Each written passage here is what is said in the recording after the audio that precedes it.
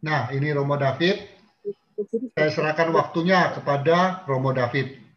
Silakan Romo, dan terima kasih atas bantuannya Romo.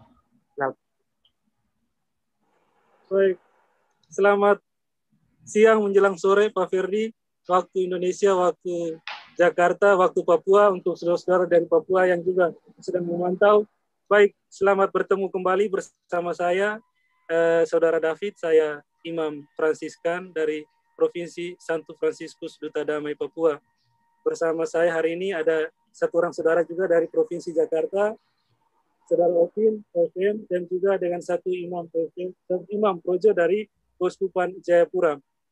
Baik, Bapak Ibu, hari ini di penghujung bulan Oktober, saya akan mengajak kita untuk mengunjungi salah satu Gua Maria di Roma, namanya Grotta della Madonna delle Tre Fontane, atau sering disebut juga dengan Santuario La Vergine della Rivelazione. Santuario La Vergine della Rivelazione. Nanti ada papan namanya di atas, kita akan lihat bersama. Sorry, karena saya tidak punya headset Bluetooth, sehingga saya sesuaikan saja dengan suara yang ada. Baik, waktu itu kita lihat ini, nama dari Grotta della Madonna delle Tre Fontane. Nah, kenapa disebut juga dengan nama Grotta ini, Grotta della Madonna delle Tre Fontane? Karena lokasi ini, Gua Maria ini, berdekatan dengan sebuah santuario di sekitar sini, sekitar 1 kilometer dari Gua Maria ini, yang bernama Santuario Tre Fontane. Ini jalannya, ada sobat ibu lihat. Nanti setelah dari Gua Maria, kita akan ke tempat itu. Nah, mengapa disebut juga dengan nama ini? Karena waktu itu dalam sejarah terjadinya Gua Maria ini, Bunda Maria yang waktu itu menampakkan diri pada seorang Italia itu, dia pertama berada di tempat itu, di Santuario delle Tre Fontane. Jadi kira-kira begitu. Sekarang kita sedang menuju ke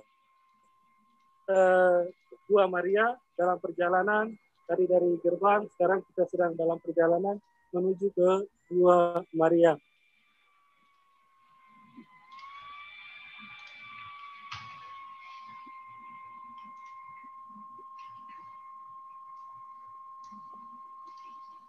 Ini lokasi di dalam kompleks Gua Maria, banyak pohon, bening, memang agak dekat dengan jalan raya.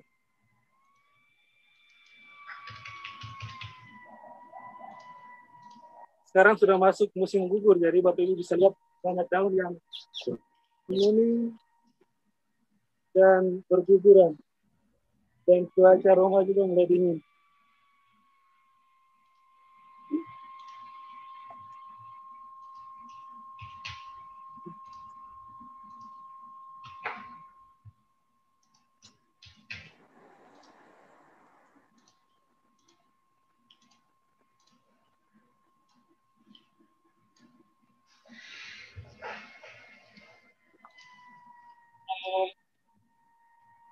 Di sebelah kiri saya ini sebuah kapela untuk adorasi. Jadi kalau ada grup-grup atau peserta siara yang mau adorasi, bisa masuk ke dalam kapela ini. Dan juga beberapa satu toko souvenir. Dan ini halaman parkir. Kita sedang berada di halaman parkir. Di depan kita ada patung Santo Maximiliano Maria Kolbe, seorang santo dari konventual, seorang imam konventual. Nah, kenapa patung konventual ada di sini? Itu bisa enggak dia, Pak? Iya. Bagaimana, Bapak?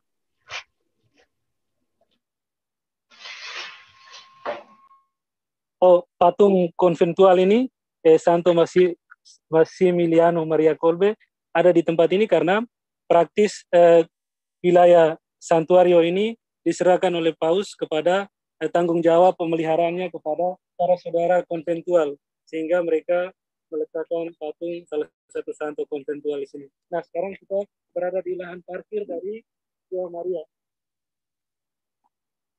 Maaf, apakah suara saya bisa didengar?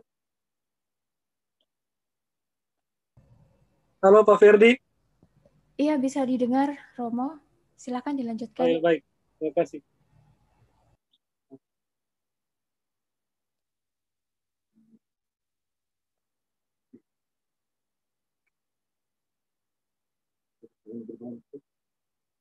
Baik, Bapak Ibu, ini kita sedang berada di pintu gerbang masuk ke dalam santuarium Gua Maria. Jadi ini pintu gerbangnya. Kita masuk.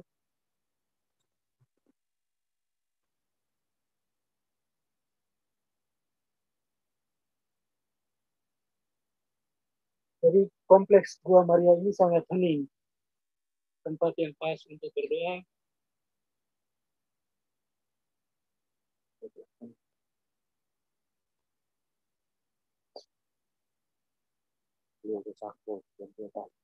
Ini tempat kudus untuk berdoa.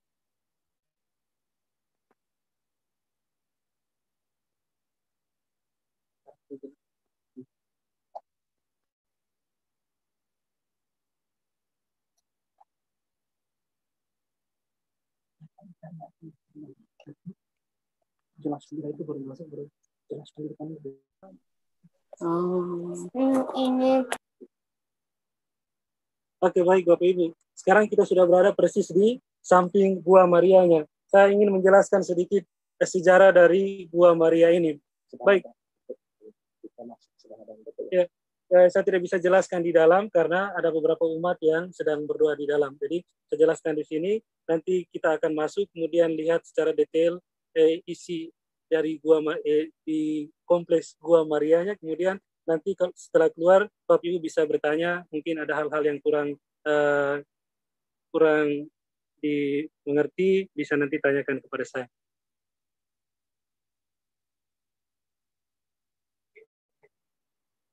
Baik, Bapak Ibu saudara-saudari, sejarah awal dari adanya Gua Maria ini, pada tanggal 12 April 1947, seorang tentara Italia, tentara waktu perang di Spanyol, dia awalnya seorang fanatik Protestan.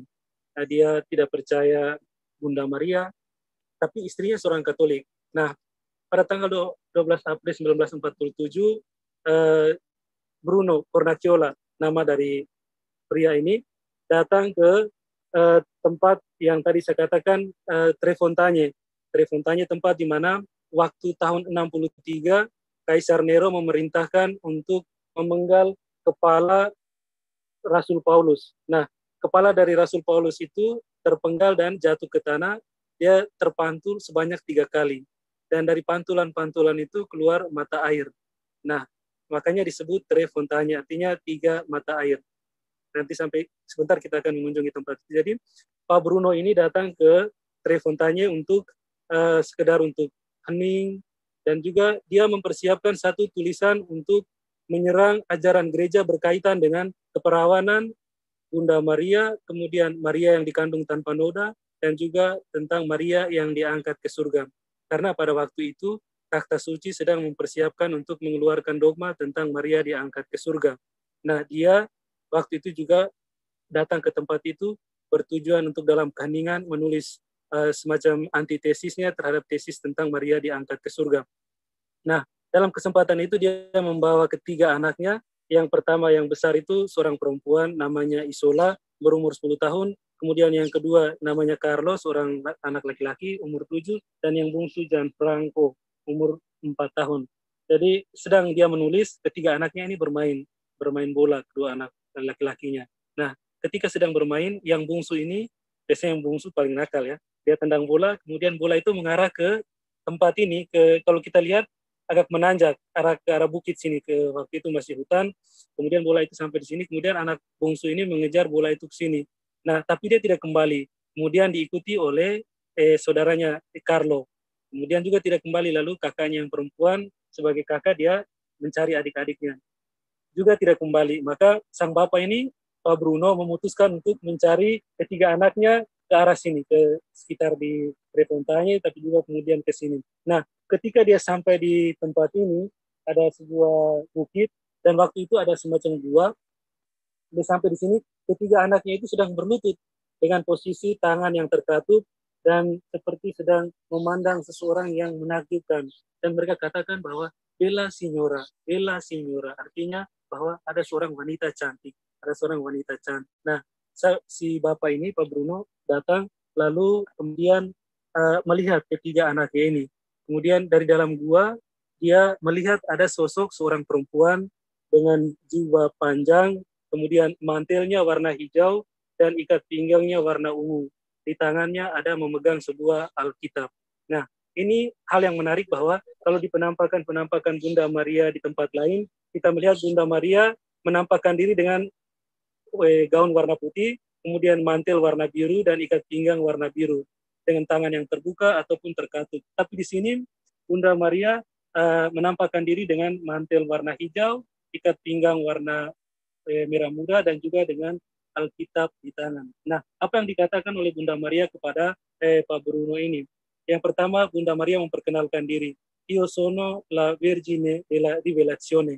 Artinya, saya adalah perawan yang menampakkan diri. Nah, Bapak Ibu, kalau kita melihat, kalau kita buka dalam kitab suci, Allah sendiri waktu menampakkan diri kepada Musa di Exodus 1, Keluaran 3:14, dia memperkenalkan dirinya. Aku adalah aku. Nah, konteks nama dalam tradisi Alkitabiah itu menunjukkan kepada perjanjian. Nah, apa isi perjanjian dari Bunda Maria kepada Pak Bruno ini? Nah, Bunda Maria katakan bahwa, tadi sudah perkenalkan namanya, lalu Bunda Maria katakan, berhentilah, masuklah dalam kawananmu. Ikutilah misa Jumat pertama sebanyak 9 kali.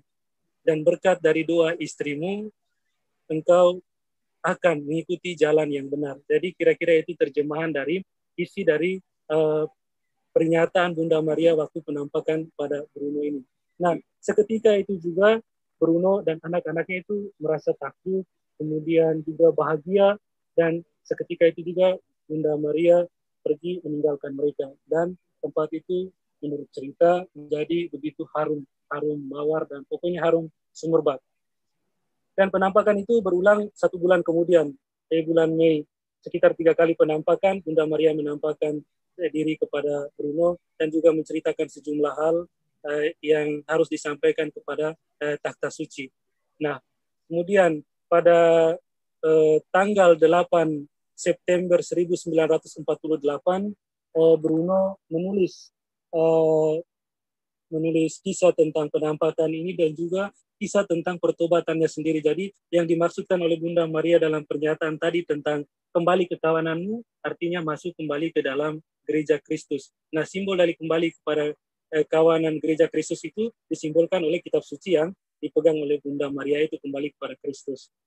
Nah, kemudian dia menuliskan itu lalu ditempatkan di sisi kanan dari Gua Maria ini. Nanti sebentar Bapak Ibu bisa lihat. Nah, kemudian pada tanggal 9 Desember 1949, Bruno menghadap Paus Pius ke-12 dan menceritakan perihal penampakan ini. Nah, Gereja Katolik dalam arti tertentu menerima baik devosi dari umat beriman, tapi juga tidak menolak devosi dari umat beriman. Nah, kemudian gereja mengaku itu bahwa ada penampakan dan juga peristiwa iman yang dialami oleh Bapak Bruno ini. Kemudian Paus mengizinkan untuk semacam membangun tempat santuario, awalnya di tempat ini untuk berdoa, umat datang dan berdoa. Kemudian pada tahun 1959, Takhta Suci menyerahkan tempat ini dalam tanggung jawab para Fransiskan konventual. Jadi tadi di awal tadi kita sudah lihat patung Santo Massimiliano Maria Kolbe, itu seorang Santo Fransiskan konventual, ya, karena memang tempat ini dijaga oleh para saudara konventual. Jadi kira-kira begitu sejarah singkat dari keberadaan Gua Maria ini. Nah, Pak Bruno-nya sendiri sudah meninggal tahun 2001, sementara kedua anaknya Carlo dan Gianfranco masih hidup sampai dengan sekarang, sudah berusia sekitar 80-an tahun. Jadi sedikit cerita kisah sejarah dari Gua Maria ini. Nanti di belakang dari Gua Maria ini, Bapak Ibu, nanti kita akan lihat jumlah nama di mana mereka memberikan kesaksian bahwa setelah berdoa di tempat ini, mereka mengalami semacam mujizat. Artinya doa mereka terkabul, lalu mereka datang dan mereka menulis semacam ucapan syukur mereka bahwa doa mereka terkabulkan. Nanti setelah dari Gua Maria, kita akan ke belakang untuk melihat nama-nama itu semacam ya. Baik, mari kita masuk ke dalam Gua Maria.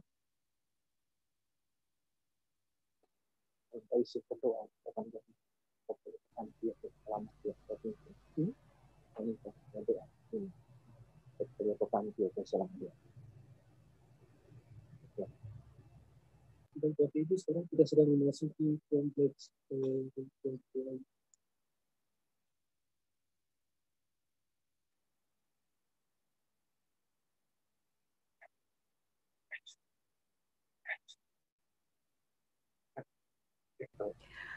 Romo David, mungkin nanti pada saat memberikan penjelasan bisa agak lambat sedikit ya Romo, jangan terlalu cepat. Oh iya, baik. Terima kasih Romo. Sama-sama Ibu.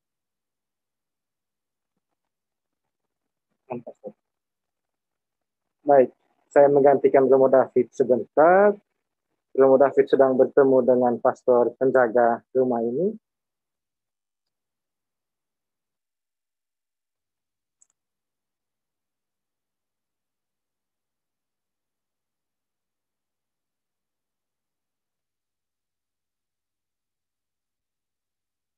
Ini kompleks kapela kecil berdoa. Ada satu umat yang sedang berdoa di tempat ini. Ini juga beberapa umat sedang memasuki lokasi kapela untuk berdoa. Nanti kami akan lebih dekat dengan Gua Maria, tapi sambil menunggu Romo David yang sedang bertemu dengan pastor penjaga tempat ini.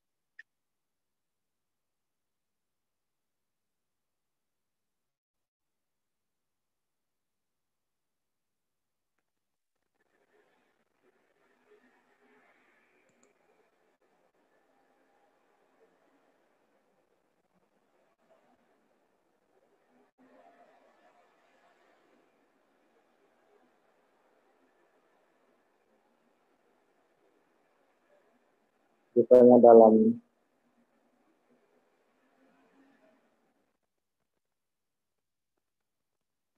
baik, Bapak Ibu, di sebelah kanan saya ini ada sebuah prasasti.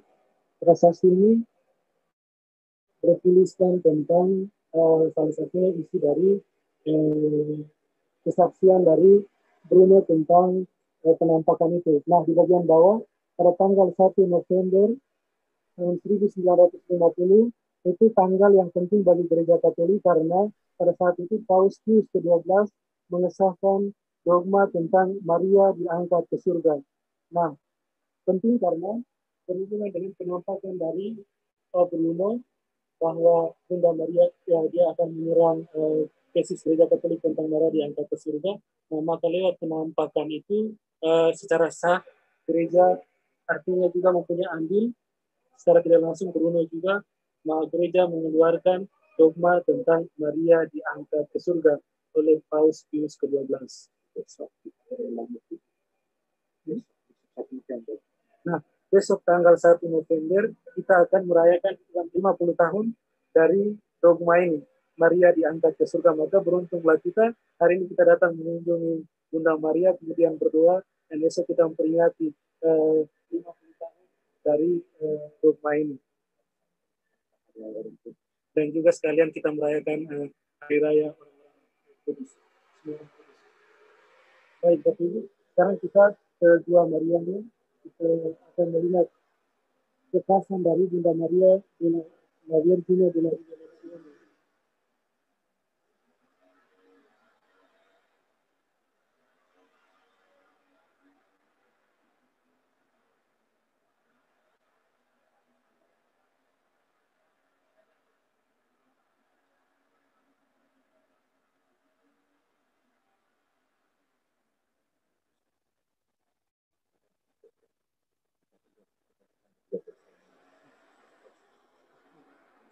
Betul, melihat seperti belum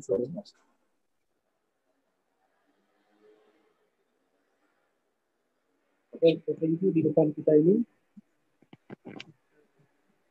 sudah ada patung Bunda Maria, tempat di mana Bunda Maria menampakkan diri kepada Bruno tanggal 12 April 1947, dan patung yang persis berada di tempat depan kita ini, patung yang sama juga yang dibuat waktu pertama dari Dua Maria ini ada. Jadi ya, Bapak Ibu bisa lihat sendiri perbedaan dari patung Bunda Maria yang menampakkan diri misalnya di Fatima, di Lourdes, dan di sini. Di sini mantulnya warnanya hijau. Mantul warnanya hijau dengan pinggang warnanya ungu. Dengan kitab suci berada di tangan di genggaman Bunda Maria. Saya ulangi, kalau Bapak Ibu lihat Bunda Maria di tempat-tempat penampakan yang lain, maaf suara saya agak kecil karena ada yang sedang berdoa. Di tempat yang lain, di sini Bunda Maria mantulnya warnanya hijau, kemudian ikat pinggangnya warnanya warnanya merah muda, dan juga ada kitab suci di tangan. Tangannya sedang menggenggam kitab suci.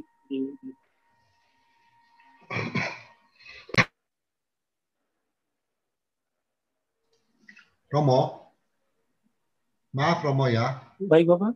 Ada permintaan kalau bisa di tempat Gua Maria ini agak berhenti sebentar karena ada beberapa penonton pengen berdoa melalui aplikasi Zoom ini.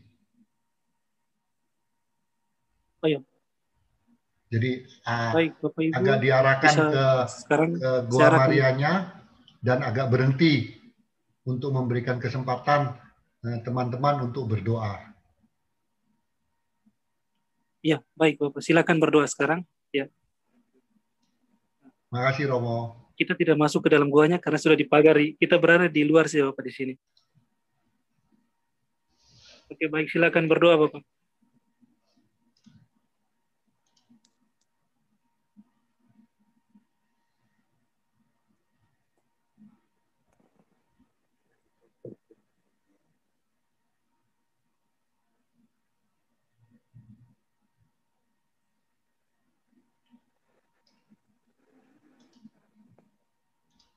Baik, Bapak Ibu, mari kita berdoa bersama Bunda Maria yang menampakkan diri kepada Bruno. Saya mengajak kita semua bersatu hati untuk bersama Bunda Maria dalam momen yang istimewa ini, sembari menutup bulan Rosario, dan juga kita menyerahkan seluruh intensi-intensi kita, harapan-harapan hati kita bersama Bunda Maria kepada Allah Bapa di surga.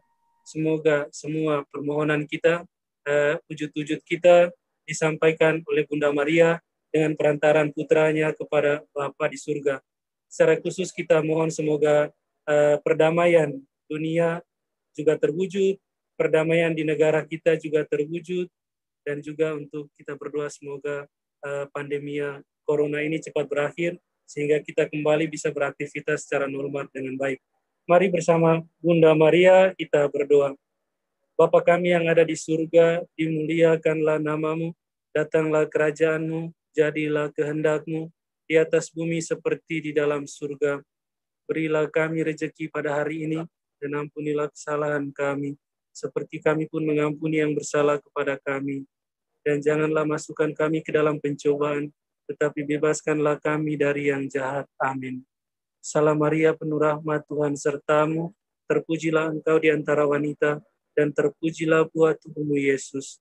Santa Maria Bunda Allah, doakanlah kami yang berdosa ini, sekarang dan waktu kami mati. Amin. Salam Maria, penuh rahmat, Tuhan sertamu, terpujilah engkau di antara wanita, dan terpujilah buah tubuhmu Yesus. Santa Maria Bunda Allah, doakanlah kami yang berdosa ini, sekarang dan waktu kami mati. Amin. Salam Maria, penuh rahmat, Tuhan sertamu, terpujilah engkau di antara wanita, dan terpujilah buah tubuhmu Yesus. Santa Maria Bunda Allah, doakanlah kami yang berdosa ini, sekarang dan waktu kami mati. Amin. Salam Maria, penuh rahmat, Tuhan sertamu, terpujilah engkau di antara wanita, dan terpujilah buah tubuhmu Yesus. Santa Maria Bunda Allah, doakanlah kami yang berdosa ini, sekarang dan waktu kami mati. Amin. Salam Maria, penuh rahmat, Tuhan sertamu, Terpujilah engkau di antara wanita, dan terpujilah buah tubuhmu, Yesus. Santa Maria Bunda Allah, doakanlah kami yang berdosa ini, sekarang dan waktu kami mati. Amin. Salam Maria, penuh rahmat, Tuhan sertamu.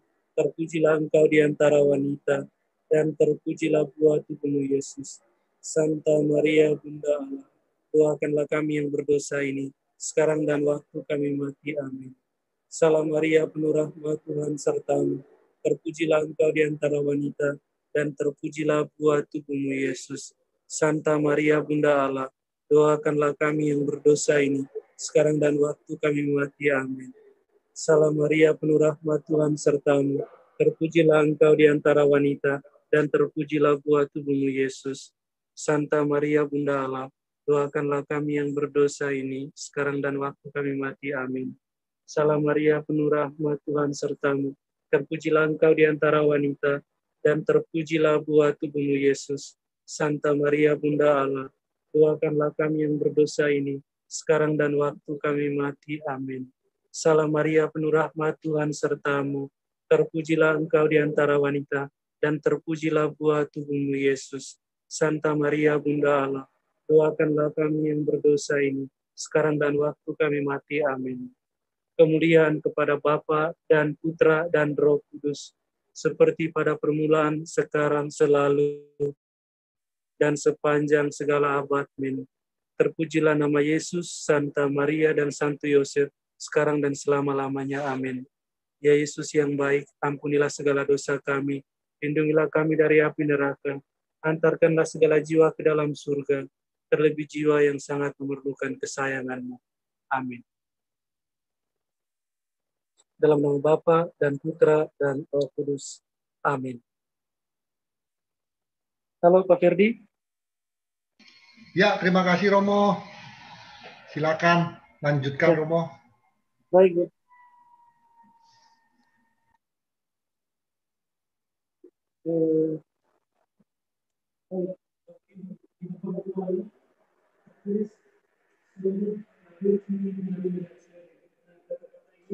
Seperti yang saya sudah jelaskan di awal tadi, bahwa ketika Bunda Maria menampakkan diri, dia menyampaikan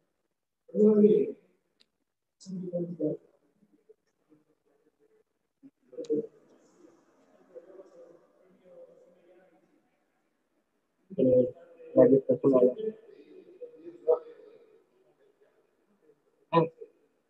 Ini anggota untuk ketiga. Piacere. Che Dio vi benedica. Pace. Pace bene. Waktu itu tadi yang lewat itu, yang pertama itu penjaga dari santuario ini seorang imam kontemporer, kemudian yang kedua itu seorang ordo ketiga dari Fransiskan, ordo ketiga setia. Nah, di depan ini sono lagi ini Bunda Maria pertama kali menampakkan diri, memperkenalkan namanya ini kepada Bruno. Kemudian ditulis di sini.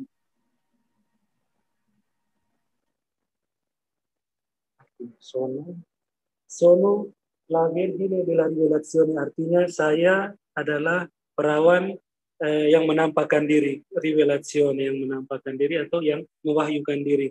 Nah, inti dari pewahyuan itu kita lihat kitab suci yang ada di genggaman Bunda Maria itu, wahyu dari putranya sendiri yang mewahyukan diri. Baik, sekarang kita keluar dari Bunda Maria ini. Saya kira Bapak Ibu sudah berdoa bersama saya tadi dan juga Bunda Maria sedang berdoa bersama kita.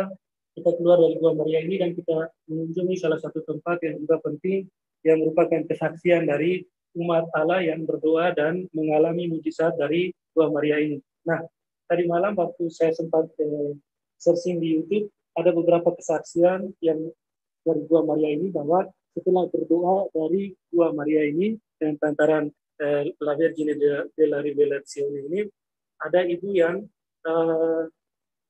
keluarga yang belum punya anak bertahun-tahun, kemudian ketika berdoa di sini, mereka kemudian mempunyai anak, dikaruniai. Kemudian ada beberapa yang terserang penyakit yang diderita cukup lama, kemudian berdoa di tempat ini, lalu mengalami penyembuhan.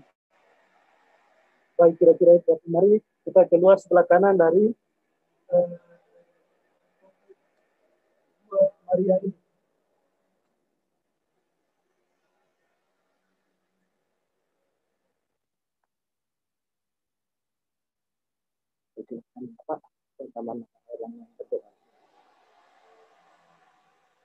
Nah, ini Bapak Ibu nama-nama orang yang mengalami punya deposi, kemudian mengalami mujizat, kemudian mereka menuliskan nama ini. Ya tentu saja mereka memberikan sejumlah donasi kepada gereja untuk pembangunan dan pemeliharaan tempat ini. Kemudian nama-nama mereka ditulis di sini sebagai kesaksian bahwa mereka mengalami mujizat dari doa-doa mereka lewat perantaran Bunda Maria.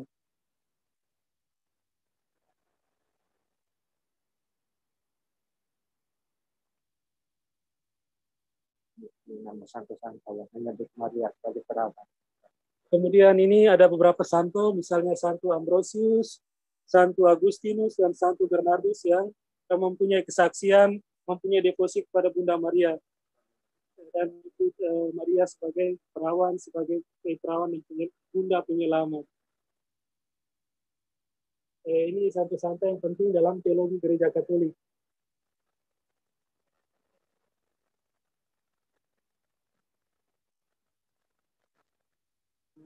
Tiga dokter dari gereja Katolik, Santo Bernardus, kemudian Santo Agustinus, dan juga Santo Yohanes Chrysostomus. Nah, sekarang kita masuk ke dalam pelataran ini.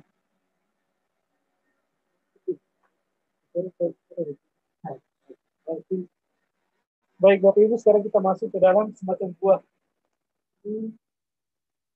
Tempat juga seperti yang saya katakan tadi, nama-nama dari begitu banyak orang. Dengan ada yang menempelkan foto-foto mereka sebagai ungkapan syukur dan terima kasih bahwa doa mereka, deposit mereka kepada Bunda Maria itu terkabulkan.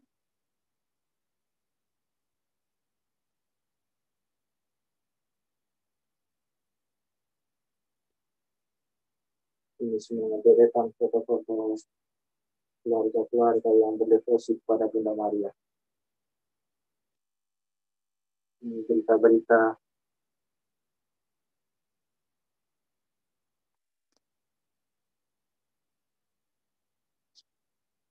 di banyak foto dan juga nama-nama yang ditempelkan di sini.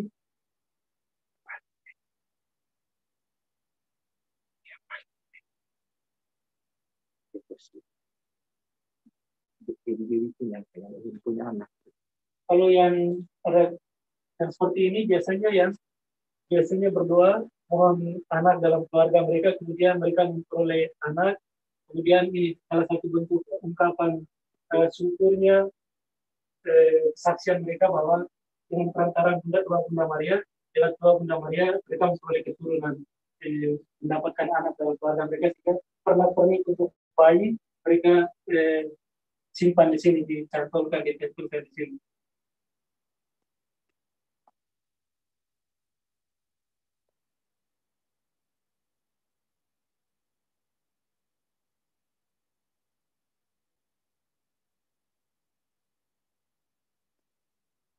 Ini seorang bayi baru saja tanggal 24 Januari 2020 sakit, kemudian mengalami penyembuhan.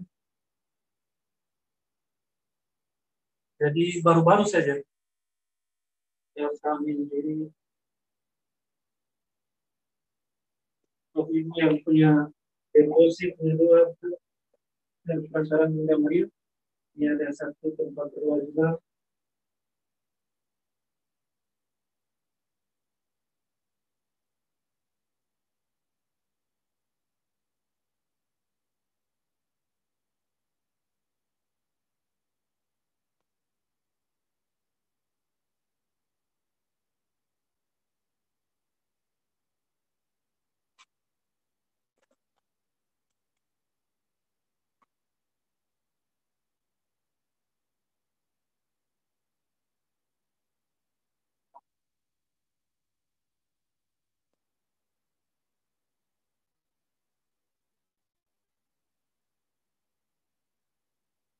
Ini salah satu gambar tentang penampakan Bunda Maria. Ini Bruno, kemudian ini ketiga anaknya. Dibuat dalam bentuk gambar ini Isola, kemudian yang lebih besar ini Carlo, dan Franco. Nampakkan sono la Vergine della Rivelazione.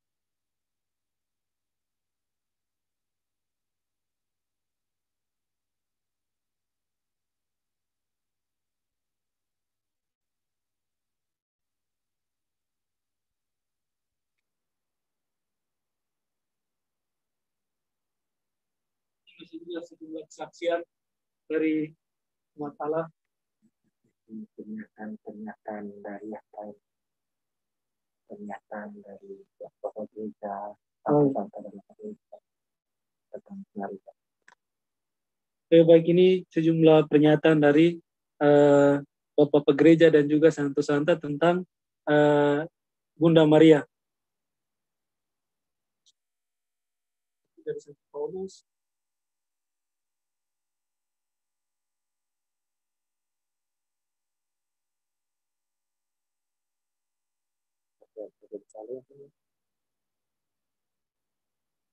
Nama-namanya dalam bahasa Italia. Dan dari Yerusalem, yang ini Santo Yohanes, yang di atas Santo Fransiskus dari Assisi.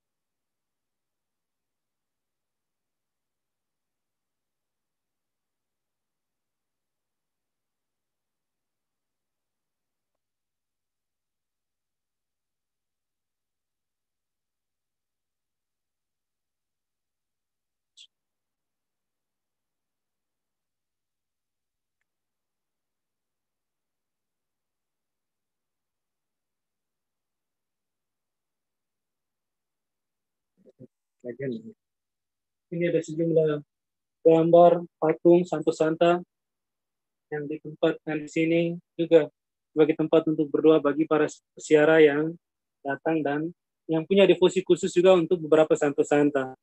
Artinya dengan doa mereka dan juga bersama Bunda Maria, mereka mempersembahkan segala intensi mereka. Ada Padre Pio.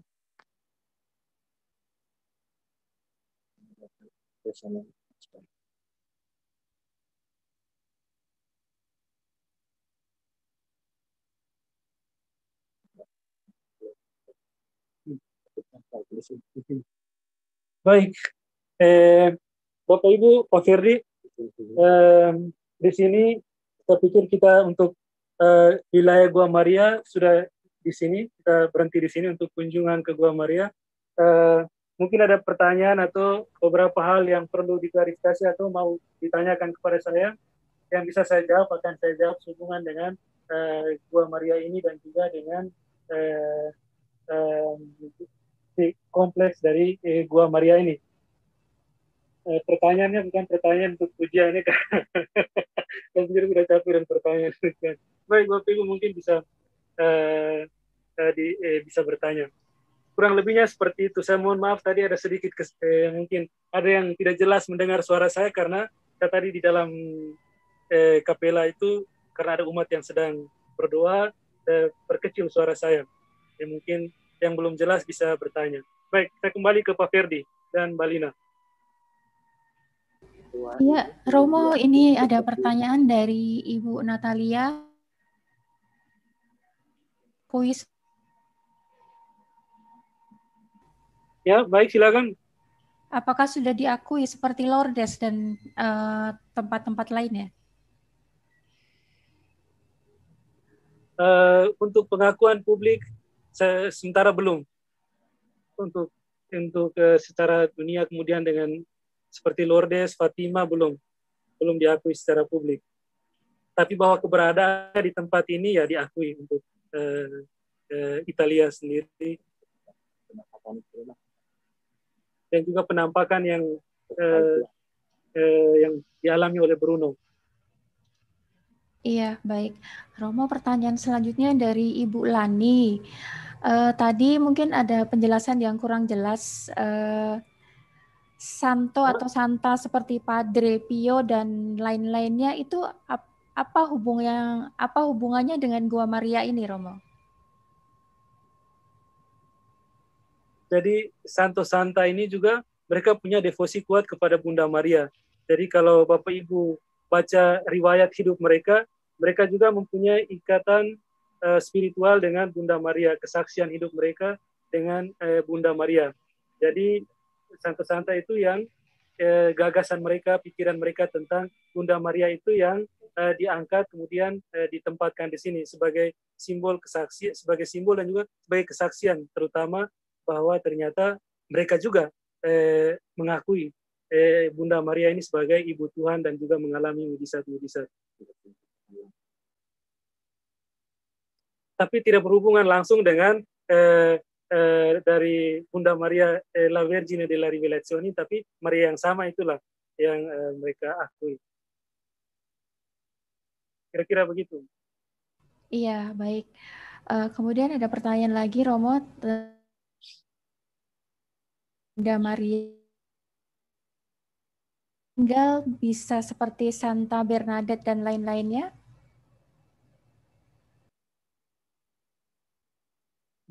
Bagaimana, Mbak? Ada anak-anak yang tadi, anak-anak Bruno ya mungkin ya, yang berjumpa dengan Bunda Maria. Oh, anaknya Pak Bruno yang 3 ya? Apakah kalau mereka meninggal bisa seperti Santa Bernadette dan lain-lainnya?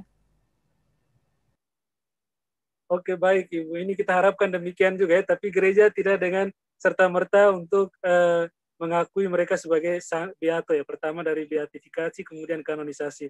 Itu masih terlalu ya itu urusan gereja untuk membuat atau mengakui mereka, mengangkat mereka menjadi orang-orang kudus seperti Santa Bernadetta, dan itu butuh proses. Sementara kalau tidak salah tadi saya sudah katakan bahwa kedua putranya ini sementara juga masih hidup. Nah, kalau seperti yang tadi umat, ada beberapa saudara-saudari yang menghubungkannya dengan Santa Bernadette seperti itu, saya pikir untuk gereja Katolik sendiri belum bisa mengakui mereka sebagai orang-orang kudus, sebagai karena gereja punya proses sendiri, punya ya proses untuk mengangkat seseorang menjadi orang kudus. Kira-kira begitu, Mbak.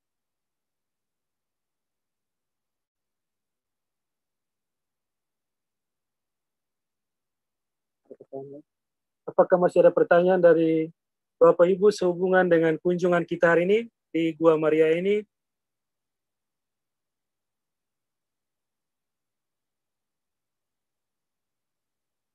Halo.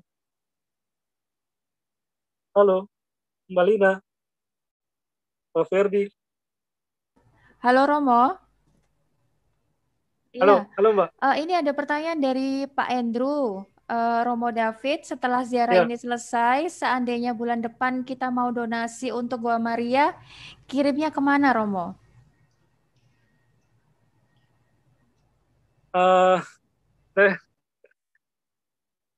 Saya kemarin, saya tidak tahu nanti, tapi saya mau ke provinsinya kami sih, karena tadi malam saya sudah bicara dengan juga, karena saya sebagai anggota dari Fransiskan Papua, dan saya atas nama Fransiskan Papua, maka saya minta izin dan tanya dulu ke provinsial saya. Kalau memang untuk para saudara yang sedang studi di Papua, di Jayapura yang sedang dalam formasi, nanti saya akan kirimkan. Kalau memang untuk Gua Maria ini juga, nanti saya akan tanya ke rektornya di sini. Jadi nanti saya akan hubungi Mbak Lina atau ke Pak Ferdi. Iya, baik. Ini ada pertanyaan dari Alinda. Kalau tempat jatuhnya kepala Paulus yang jadi mata air itu, apakah jauh, Romo, dari tempat ini? Saya pikir tidak terlalu jauh. Nanti setelah dari sini kita akan ke sana. Baik, kita akan kunjungi ya, Romo ya, setelah ini ya. Sedikit ke sana. Ya, Oke, baik. Ya. Kemudian ini mungkin pertanyaan terakhir untuk season ini ya Pak, ya Romo ya, dari Ibu Evianto. Ya. Bagaimana situasi tempat ziarah di Roma saat pandemi Corona saat ini, Romo? Situasi sekarang tadi Bapak Ibu lihat ada beberapa umat juga yang sedang datang. Pada umumnya yang sudah tua-tua ya datang kemudian berdoa. Tapi seperti itu di gereja juga sama situasinya, bahwa orang sedang juga ada aturan dari pemerintah untuk jaga jarak dan juga sejumlah hal lainnya, maka sepi pengunjung. Artinya orang-orang yang sama juga yang datang. Biasanya kalau tidak corona banyak ziarah yang luar Italia, luar Eropa datang kemudian berdoa di sini. Jadi situasinya sekarang tidak jauh berbeda dengan tempat-tempat ziarah yang ada di tempat lain karena situasi COVID ini. Kira-kira begitu. Iya, baik. Terima kasih Romo David. Mungkin bisa kita lanjutkan. Silakan. Oh ya, baik Mbak. Ya, sekarang kita dari Gua Maria ini kita menuju ke Santuario Tre Fontane, tempat di mana dulu dalam tradisi tahun 63 itu kepala Rasul Paulus dipenggal. Nah, kira-kira begitu.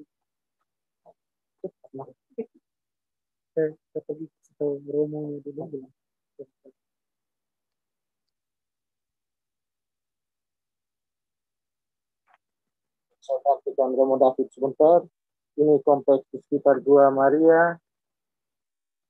Masih sangat dijaga keasliannya. Di belakangnya itu hutan yang sangat lebat dengan pepohonan. Mereka sungguh-sungguh merawat tempat ini.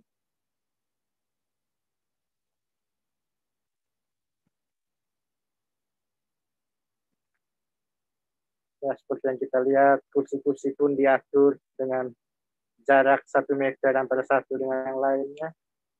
Rupanya nanti beberapa waktu lagi, sekitar 15-30 menit lagi akan ada perayaan Ekaristi di tempat ini.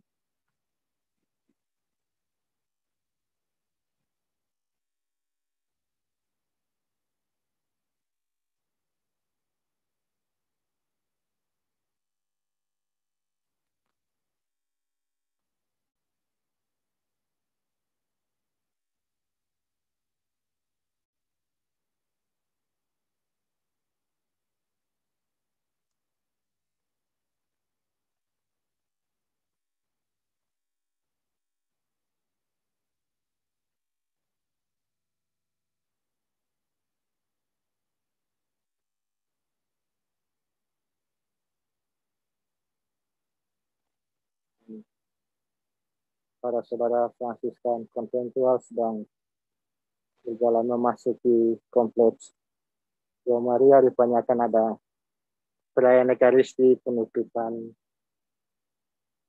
bulan Maria di tempat ini. Salve.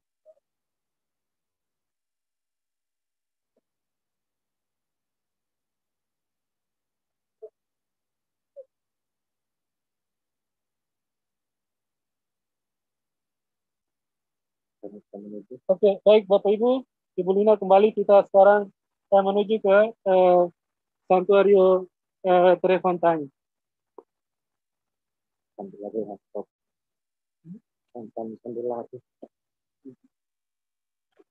Baik, Mbak Lina, Pak Ferdi, dan Bapak Ibu saudara-saudari, ini kameramen saya.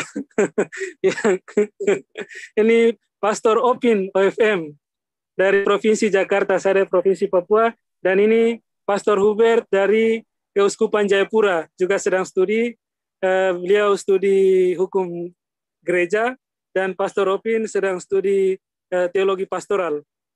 Kita berdoa semoga studi kami lancar ya.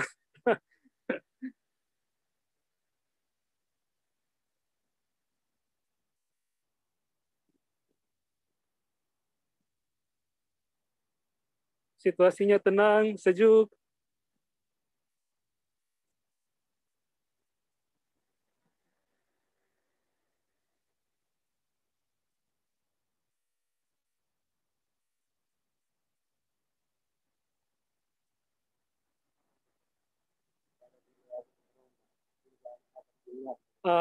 Baik, Bapak Ibu, sekedar informasi bahwa letak dari Santuario ini, Santuario La Vergine della Rivelazione ini, berada di selatan kota Roma. Jadi keluar di luar dari kota Roma, agak jauh dari sentro, dari pusat kota Roma.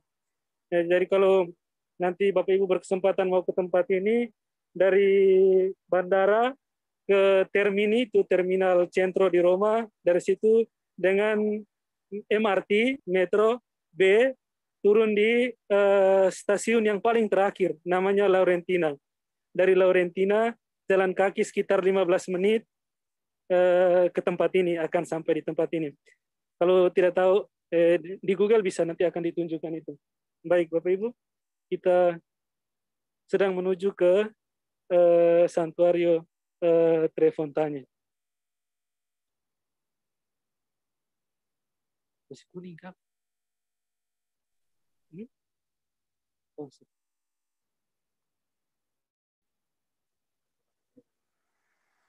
sebagai warga negara yang baik, kita tunggu lampu hijau masih merah.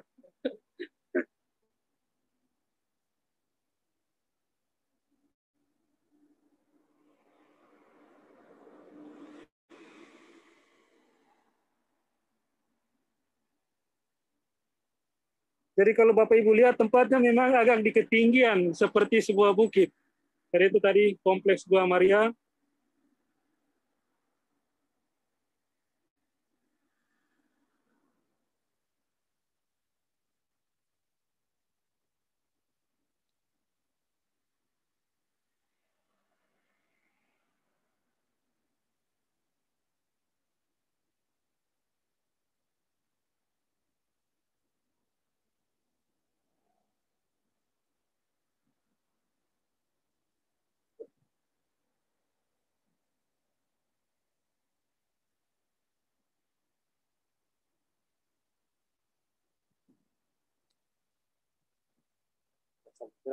Ambil lari-lari.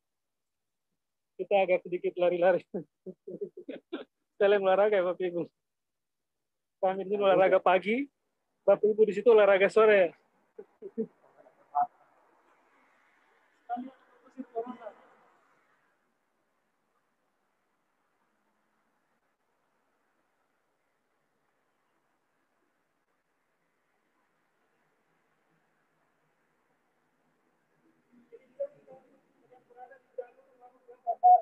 Bandara Filipina di mana?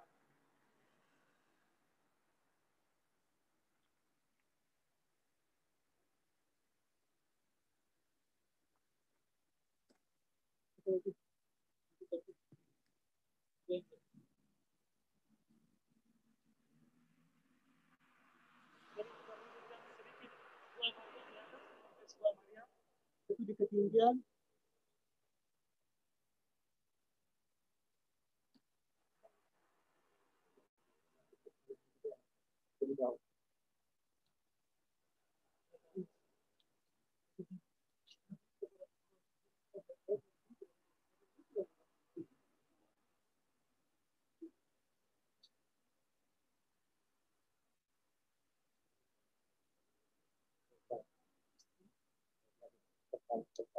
Kita jawab juga. baik Bapak Ibu, nanti pertanyaan-pertanyaan Bapak Ibu nanti kita akan jawab dalam waktu kita tiba di Santuario.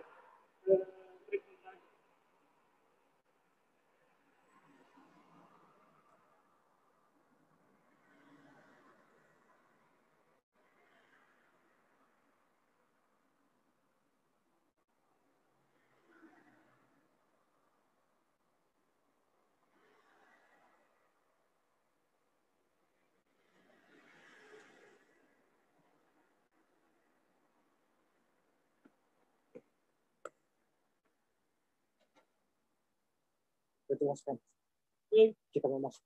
Bapak Ibu, sekarang kita sudah masuk di kompleks Santuario Tre Fontane, tempat di mana kepala Rasul Paulus dipenggal dan jatuh, kemudian terpantul sebanyak 3 kali. Nah, wilayah ini diserahkan oleh takhta suci kepada para rahib Benediktin untuk menjaganya. Tempatnya sangat hening, meskipun dekat jalan raya dan agak kedengaran suara mobil, tapi ketika kita masuk sudah sangat hening. Banyak pohon dan sejuk.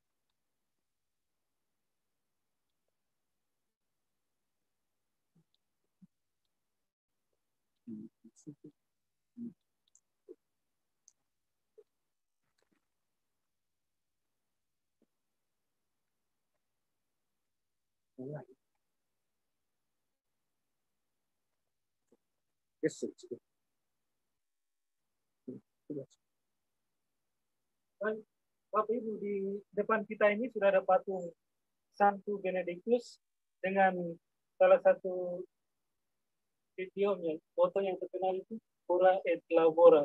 Jadi secara simbolis bahwa tempat ini di bawah perlindungan Santo Benedictus yang dipercayakan oleh gereja pemeliharaannya kepada para rahib Benediktin. Ini kita sedang masuk di kompleks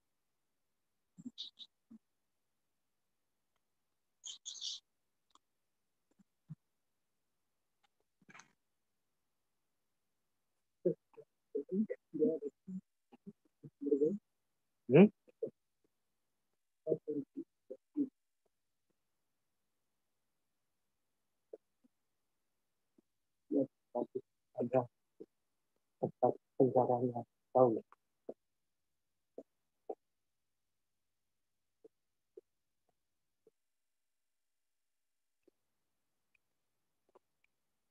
Kalau di depan lagi.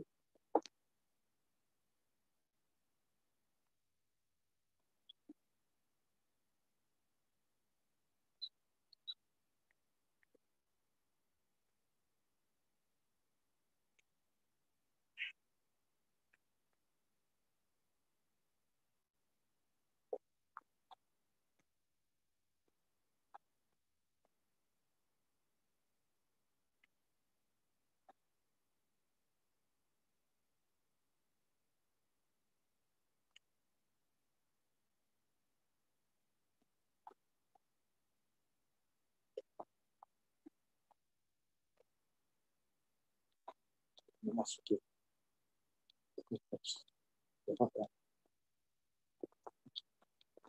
baik, Bapak Ibu, sekarang kita memasuki kompleks Santuario Tre Fontane. Suara saya agak diperkecil karena kita masuki daerah yang wajib silensium. Bapak bisa lihat sendiri itu larangannya harus silensium, sehingga nanti di dalam gereja saya tidak menjelaskan banyak hal. Nanti kamera yang akan memandu Bapak Ibu untuk melihat ke jumlah tempat. Seperti yang saya katakan tadi, ada 3 kali tempat di mana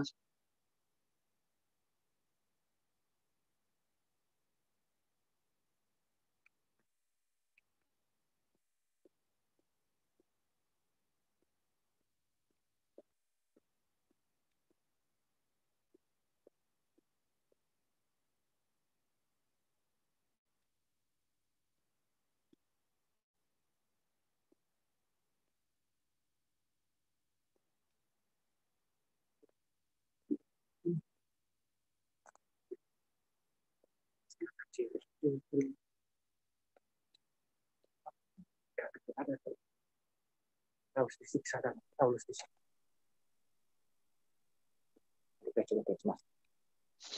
Jadi Bapak Ibu, sekarang kita sedang berada di jalan ke Santuario, tempat di mana kepala Paulus dipenggal oleh tentara dari Kaisar Nero tahun 67.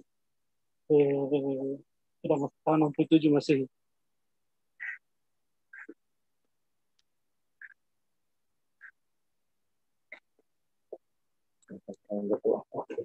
Kita berbalik sama. Oke, baik. Nanti kita akan berdoa bersama di tempat ini. Kalau memungkinkan saya akan pandu, tapi nanti saya akan berikan, kalau tidak memungkinkan harus silensium, maka kameranya akan diarahkan ke altar, kemudian Bapak Ibu diberikan waktu hening untuk berdoa beberapa menit. Karena di sini tidak semua tempat kita bisa berbicara di dalam gereja seperti itu.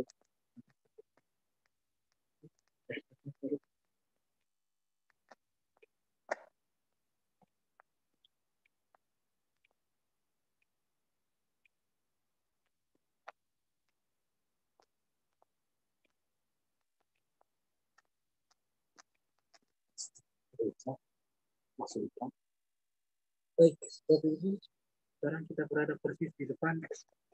Kita berada persis di depan gereja, tempat di mana kepala Rasul Paulus dipenggal pada tahun 67 Masehi.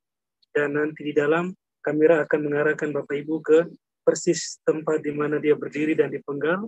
Kemudian kepalanya itu lenting sebanyak 3 kali, kemudian terpantul sebanyak 3 kali di tanah, dan kemudian kedengaran seperti ada suara air mancur. Nanti itu pasti Bapak Ibu tidak akan bisa dengar, tapi bahwa ketiga tempat itu ada di dalam. Ya, jadi pada setiap pantulan itu muncul mata air, maka disebut fontanya. Karena 3 maka prefontanya, 3 mata air. Tapi kita tidak lihat sekarang secara nyata mata air itu ada mungkin dari beribu-ribu tahun yang lalu, tapi bahwa diyakini ada, dan kalau kita mendekatkan telinga itu di tempat itu kedengaran seperti ada percikan-percikan air. Nanti kita akan masuk. Oke, mari kita masuk dan kita kunjungi.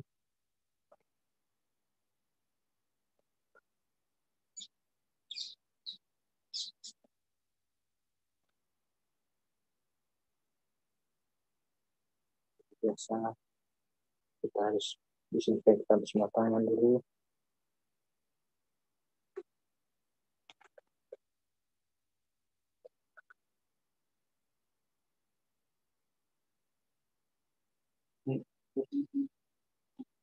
Di mana berdirinya Rasul Paulus saat dipenggal kepalanya.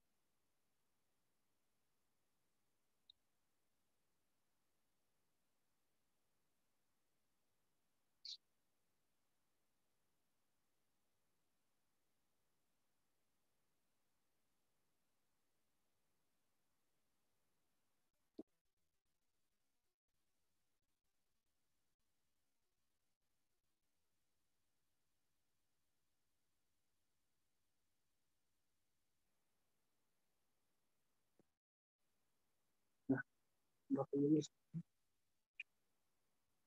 kita berada di pantulan pertama ketika dipenggal kepalanya. Ini tempat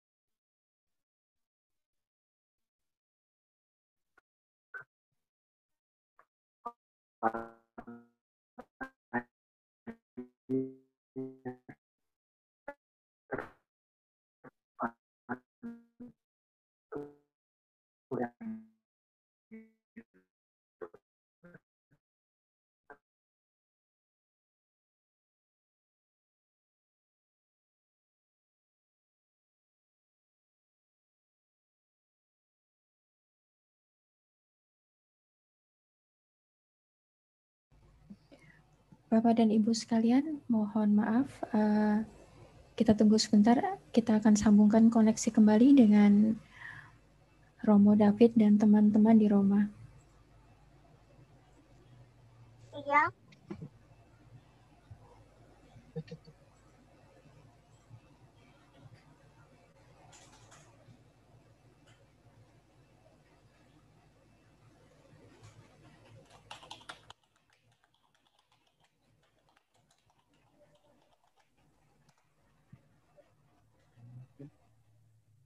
Duk, sudah, Duk. Baik, Ibu Mbak Lina, halo,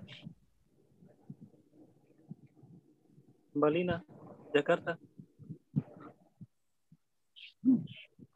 Maaf karena tadi di dalam jaringannya tidak bisa.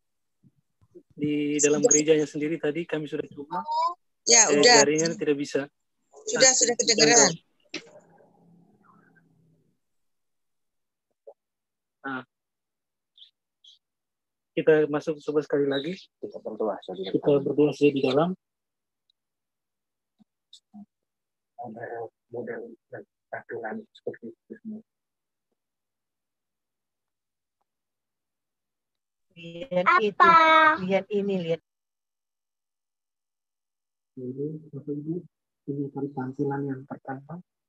Di sana, pantulan pertama, kepala dari Paulus. Pantulan yang kedua, yang di tengah.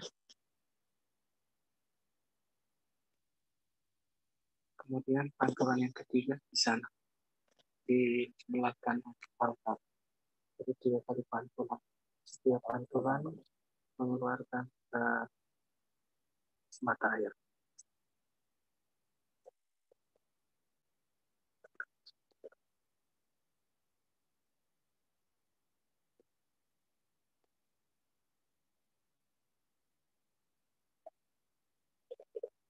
Bapak Ibu, sekarang kita berdoa.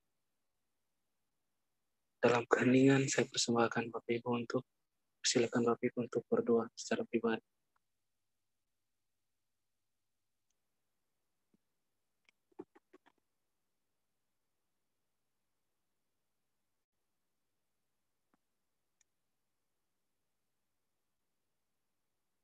Bapak Ibu, kita bersama dengan Rasul Paulus kita berdoa kepada Bapa kami dan juga 3 kali Salam Maria.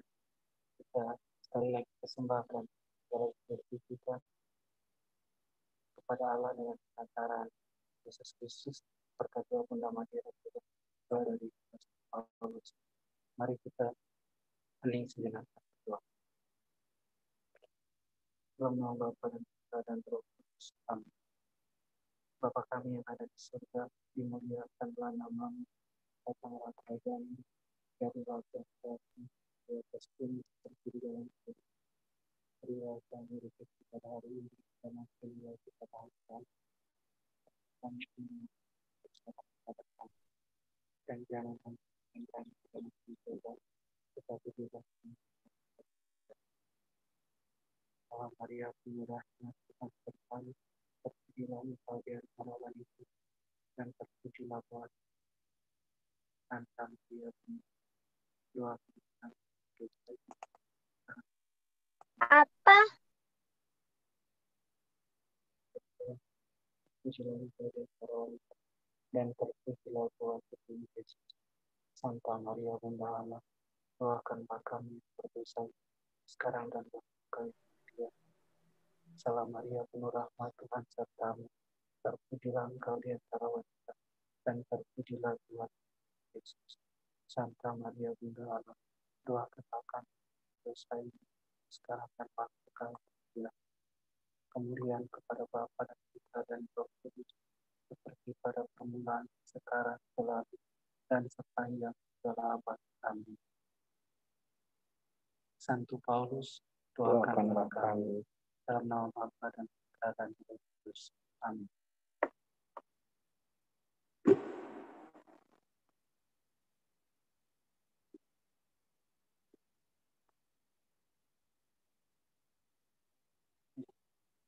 Nah, Bapak Ibu, ini tempat mana Paulus sebelum dipenggal kepalanya dirantai, diikat di sini di salah satu pilar ini.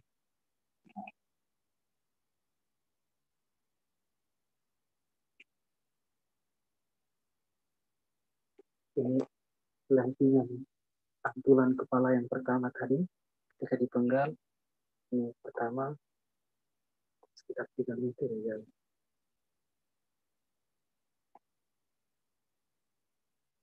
Ini pantulan yang kedua. Jadi kalau Bapak Ibu mau dengar,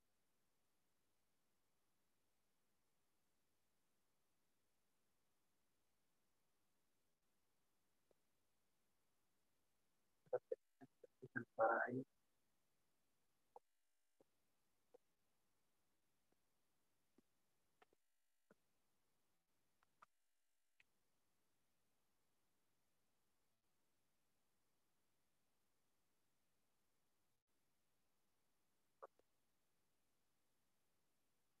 Ini pantulan yang ketiga, yang terakhir. Setelah kepala Rasul Paulus dipenggal.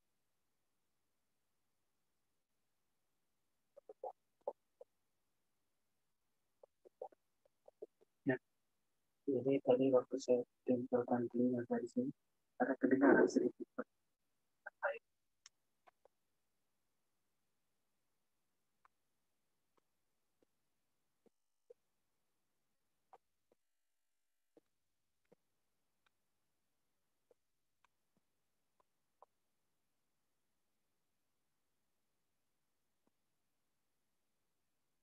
Di depan itu gambar Rasul Paulus ketika diikat, kemudian akan dipenggal. Jadi berdaki antara dari biru.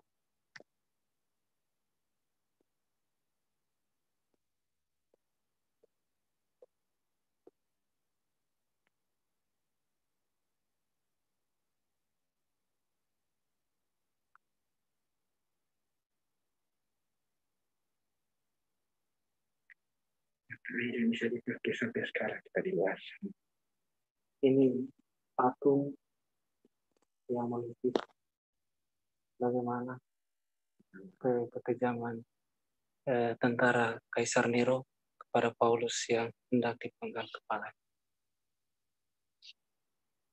Jadi kalau ini bisa bayangkan posisi waktu Paulus dipenggal kepalanya seperti ini.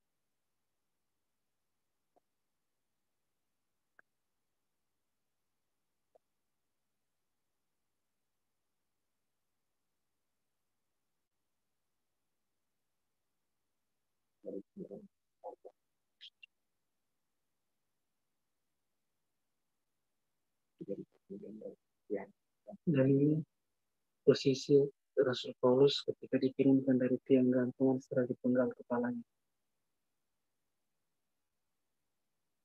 Yang tak tertepat.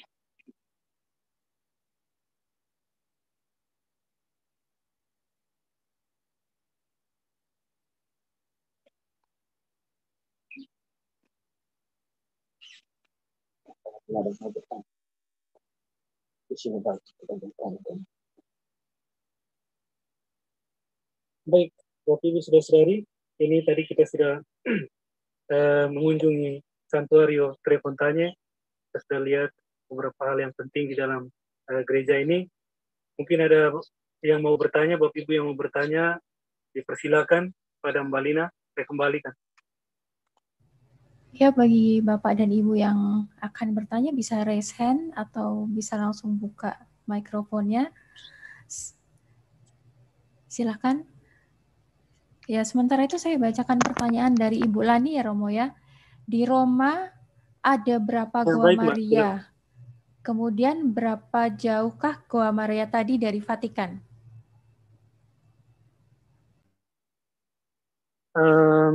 Di Roma sendiri, sejauh yang saya tahu, Gua Maria ini.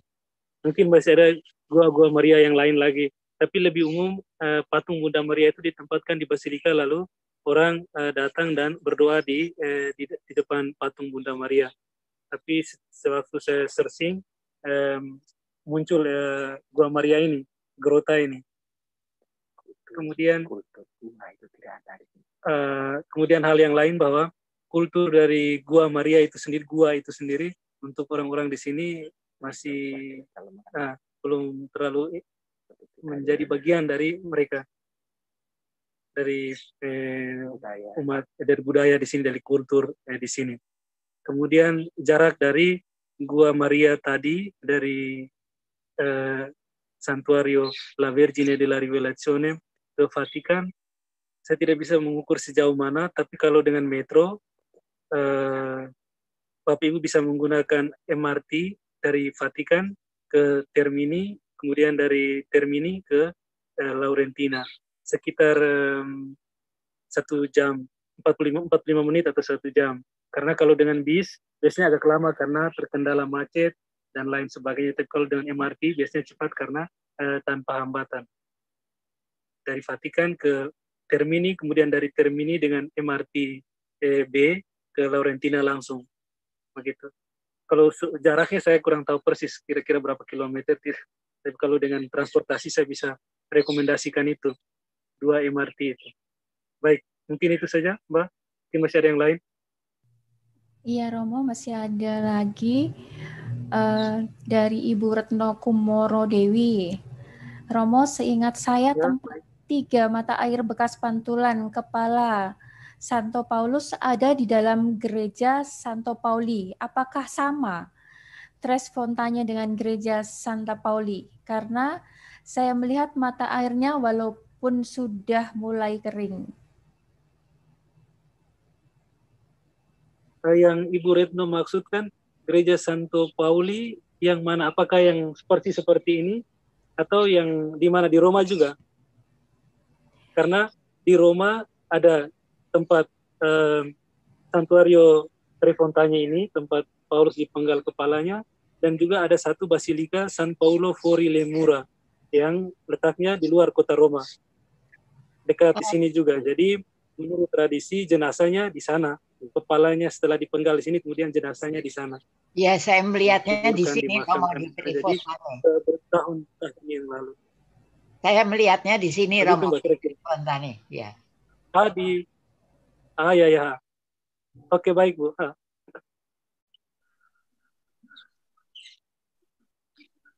Jadi tadi kita sudah lihat tidak ada wujud mata air yang secara visual yang nyata, tapi bahwa itu sudah terjadi dan dalam tradisi dikisahkan demikian, dan itu sudah berseribu tahun yang lalu. Kita bayangkan tahun 63 ketika dipenggal kepalanya. Baik, Bu, kira-kira demikian. Iya, baik. Romo, lagi pertanyaan dari Ibu Lani Irmawati. Santo Paulus dibunuh tahun 67 dengan dipenggal kepalanya di lokasi ini ya, Romo ya. Pada saat Kaisar Nero. Ya. Nah, jasadnya ditaruh di mana, Romo? Dalam tradisi jasadnya itu disemayamkan atau dimakamkan di salah satu basilika di dekat sini juga yang namanya Basilika San Paolo Fuori le Mura. Basilika Santo Paulus berada di luar tembok. Nah, kenapa dikatakan di luar tembok? Karena persis di luar tembok kota Roma. Jadi kalau Bapak Ibu ke Italia, ke Roma, kunjungi basilika-basilika, umumnya semua basilika, misalnya San Pietro, Basilika San Giovanni Laterano, Basilika Santa Maria Maggiore, semuanya ada di dalam tembok kota Roma. Sementara Basilika Santo Paulus sendiri berada di luar kota Roma. Tadi waktu kami dengan Metro MRTB itu akan berhenti di salah satu stasiun yang namanya Stasiun San Paolo. Jadi itu tempat di mana adanya basilika itu. Itu dijaga juga oleh para rahib Benediktin. Jadi kira-kira begitu.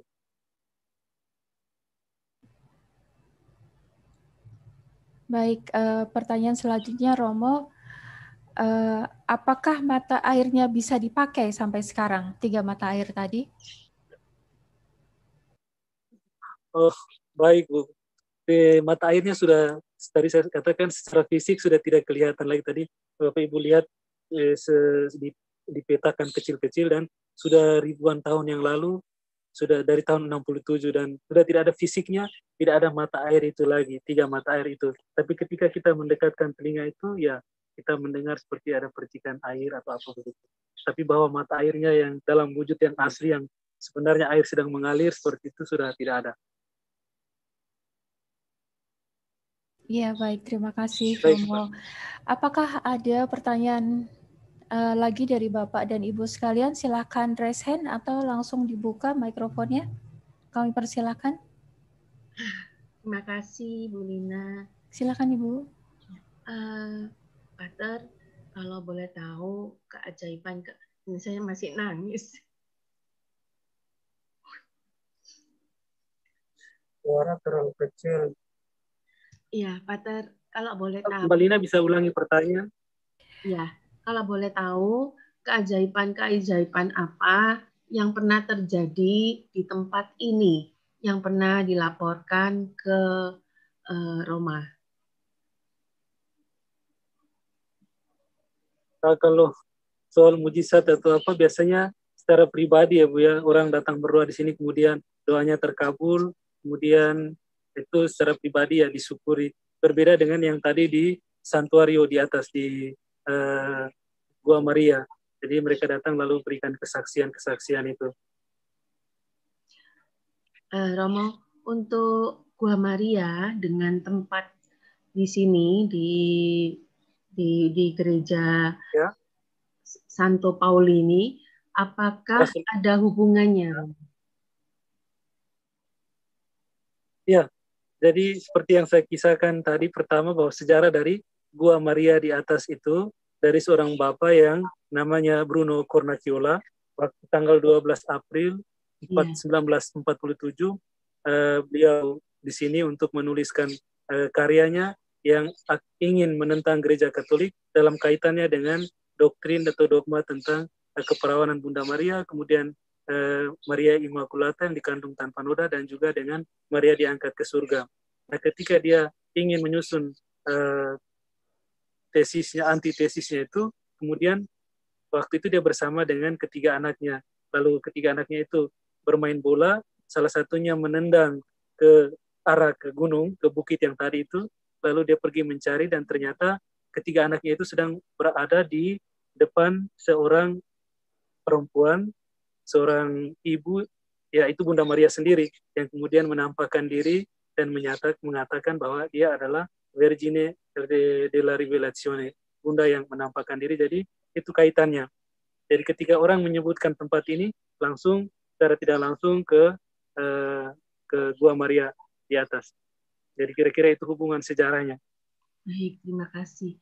Romo, dari ketiga anak yang melihat tersebut, peristiwa penampakan Bunda, apakah mereka sekarang, ketiga anak tersebut, aktif di dalam penginjilan atau bagaimana, Romo? Hidup mereka sekarang? Oh ya, baik Ibu.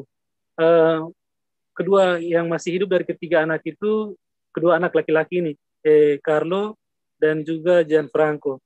Tadi malam saya sempat buka di YouTube untuk lihat ini, ternyata ada wawancara dengan kedua anak ini 3 tahun yang lalu, tahun 2017, tanggal 11 April 2017, ada sebuah stasiun TV Italia yang mewawancarai kedua anak ini, dan mereka itu sudah berumur 80-an tahun, sudah sangat tua. Dan waktu ditanya oleh presenter itu, kemudian satunya itu mungkin sudah agak lupa ingatan, satunya masih agak ingat-ingat sedikit, dan dia mengisahkan tentang itu. Tapi mereka mengisahkan bahwa setelah pertobatan ayah mereka itu, lalu mereka mulai aktif di gereja. Dia sudah selalu ke gereja, berdoa seperti itu. Bapaknya karena dulu seorang Protestan, tidak percaya kepada, tidak mengakui Bunda Maria, kemudian berdevosi kuat kepada Bunda Maria. Jadi mereka menjadi keluarga Katolik yang baik. Baik, terima kasih Romo. Kira-kira begitu. Baik, mungkin teman-teman yang lain. Ya, terima kasih Bu Lani. Mungkin bisa dilanjutkan dengan Bapak dan Ibu yang lain yang masih ingin menanyakan sesuatu pada Romo. Kami persilahkan.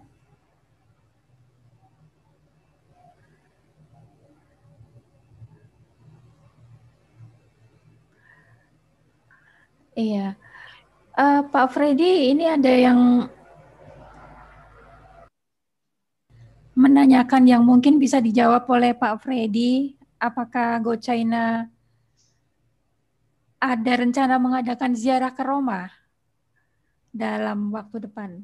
Ya, dalam waktu dekat sih kemungkinan besar sih nggak ada ya, karena bagaimanapun juga Roma sekarang kalau nggak salah lagi kasusnya lagi besar ya Romo, sehingga ya, betul. agak sulit untuk bepergian ke sana.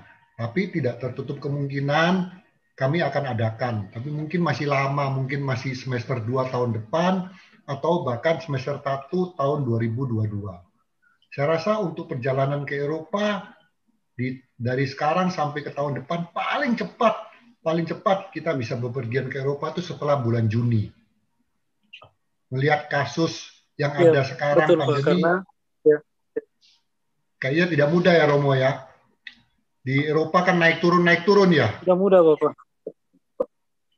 Di Eropa sekarang lagi gelombang kedua ini. Jadi kami juga beruntung bahwa masih bisa keluar dengan situasi begini. Ya, jadi kita minggu depan katanya sudah ada lebih ketat lagi peraturannya, kita lihat saja. Ya, hari ini kita cukup beruntung ya Romo ya. Roma belum di full lockdown ya. Katanya pemerintah Italia rencana mau bikin lockdown ya. Ya, ada wacana begitu, tapi kita lihat karena beberapa provinsi masih pertahankan soal itu juga. Ada yang memang sudah lockdown, misalnya Napoli sudah, dan mungkin masih ada yang lain, tergantung dari provinsi masing-masing. Ya. Ada lagi mungkin pertanyaan, Lina?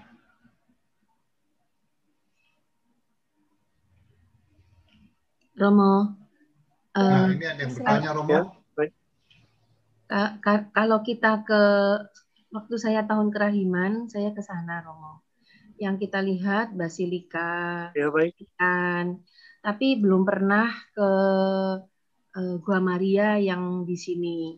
Nah, di Roma ini tempat ziarah mana saja yang berhubungan dengan Santo Santa yang cukup sering didatangin orang.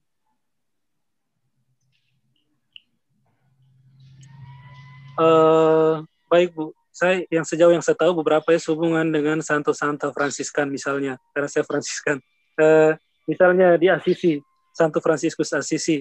Kalau Bapak Ibu nanti berkesempatan mau kunjungi salah satu tempat wisata rohani Santo Santa, misalnya Assisi, itu di sana ada beberapa tempat yang bisa dikunjungi. Kemudian di Viterbo, Santa Rosa dari Viterbo misalnya, itu juga bisa. Jadi kira-kira itu. Yang lainnya saya tahu, atau di Santo Benedictus di mana lagi yang tanpa sering pergi? Subiaco. Di monastero dari Santo Dominikus yang juga Santo Benedictus yang juga terkenal di Subiaco. Kalau ke Assisi dengan kereta kurang lebih 2,5 jam kereta yang biasa, tapi kalau dengan kereta cepat biasanya 1 jam sudah sampai. Begitu Bu, kira-kira rekomendasi dari saya kalau mau kunjungi beberapa tempat. Saya tidak tahu masih ada Santo Santa dari tarekat-tarekat religius yang lain, tapi sejauh yang saya tahu yang berhubungan dengan Fransiskan, kira-kira itu. Ya, terima kasih. Kalau Assisi bagus sekali, Romo. Ya. Bagus sekali. Ya. Mungkin abis ini Romo bisa jadi tour guide, Romo. Iya, betul sekali. Ya. Karena memang dari Indonesia jarang sekali ada tour yang siarannya khusus untuk umat Katolik dan di Itali. Jarang. Kebanyakan yang namanya Holy Land itu ke Yerusalem. Jarang ada yang di Itali. Ya, mungkin habis setelah ini kalau Romo masih ada di Roma bisa jadi tour guide untuk antar kita semua jalan mengunjungi lokasi-lokasi yang penting di Italia, terutama di Roma. Ya. Betul Pak. Mungkin Lina bisa bacakan lagi, ada pertanyaan yang berikut, Lina. Sepertinya sudah semua Bapak Freddy dan Romo. Oh, ini ada dari Pak Surya mungkin ya? Silakan, halo Pak. Romo. Silakan. Halo Romo David. Halo Pak, selamat sore. Selamat sore Pak. Selamat sore Pak. Selain makam Rasul Petrus di Basilika dan makam Rasul Paulus, Rasul lain makamnya di Roma juga atau di mana, Romo? Yang korban itu, korban Kasar Nero itu. Ya. Jadi Rasul Petrus di Basilika Santo Petrus, kemudian Rasul Paulus di Basilika Fori San Paolo Fori Lemura. Kemudian rasul-rasul yang lain, sejauh yang saya tahu, kedua rasul itu yang melakukan perjalanan ke Roma dan meninggalnya di Roma. Sementara yang lain itu dalam tradisi di Terra Santa, kalau di beberapa tempat yang lain. Misalnya Yudas, itu waktu setelah pengkhianatan itu kemudian pergi dan gantung diri. Itu juga di Yerusalem. Kemudian saudara dari Yakobus dan Yohanes, itu juga di Yerusalem. Jadi begitu Pak. Oke, terima kasih Romo. Iya, apakah ada pertanyaan yang lain? Kami persilakan.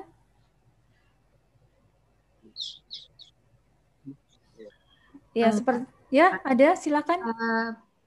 Rahib-rahib atau romo-romo Benediktin yang tinggal di sini, mereka pada saat pandemi seperti ini, apa yang mereka lakukan, Romo? Untuk penghidupannya, apakah ada pekerjaan atau bagaimana, Romo?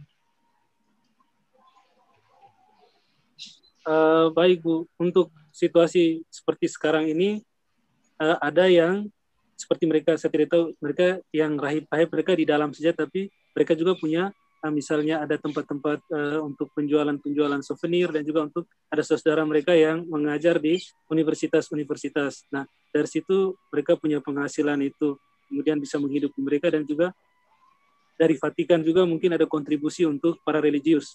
yang ada di Italia, misalnya ada sumbangan-sumbangan seperti itu, kemudian bisa menghidupi mereka. Tapi bahwa kita tahu bahwa pasti juga ada sumber pemasukan untuk mereka sendiri, untuk kehidupan mereka. Puji Tuhan.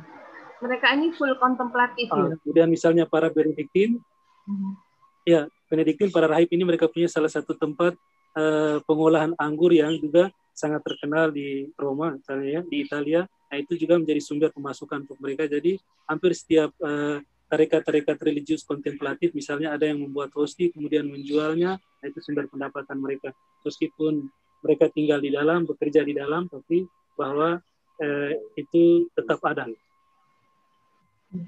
Nah kalau Bapak Ibu ke Basilika San Paulo, itu di sampingnya ada penjualan anggur yang dibuat oleh para Benediktin, rahib Benediktin sendiri, yang sangat terkenal.